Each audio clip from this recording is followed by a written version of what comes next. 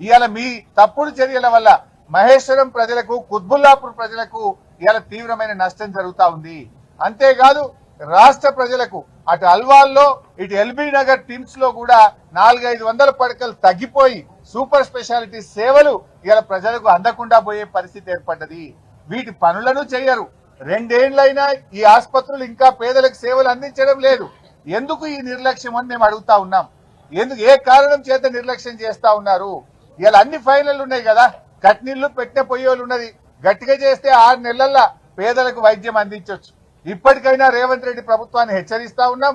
తక్షణమే వరంగల్లో 2000 పడకల హెల్త్ సిటీని, హైదరాబాద్ లో నిర్మిస్తున్న 4 టిమ్స్ ఆసుపత్రుల పనులను యుద్ధ ప్రాతిపదికన పూర్తి చేయాలి. ఈ 10,000 పడకల సూపర్ స్పెషాలిటీ బెడ్స్ ను ప్రజలకు అందుబాటులో తేవాలి అని ఈ ప్రభుత్వాన్ని మేము కోరుతా ఉన్నాం. ఇవాళ ఈ ప్రభుత్వం, మీరు రాజకీయం ఉంటే చేసుకుందాం, మా మీద కేసులు పెట్టుకో, మమ్మల్ని జైలు వేస్తే వేసుకో, కానీ వైద్యం పేదలకు ఆపే హక్కు నీకు లేదు. ఈ టిమ్స్ ఆసుపత్రుల నిర్మాణాన్ని స్లో చేస్తే ప్రజలతో తిరుగుబాటు వస్తుంది, జాగ్రత్త అని చెప్పి కూడా హెచ్చరిస్తా ఉన్నాం. రాజకీయాల కోసం పేదల వైద్యాన్ని ముడిపెట్టద్దు. రాజకీయాల కోసం కేసీఆర్ గారు ప్రారంభించిందని ఈ టిమ్స్ ఆసుపత్రుల నిర్మాణాన్ని ఆపొద్దు అని మేము ఈ ప్రభుత్వాన్ని కోరుతా ఉన్నాం.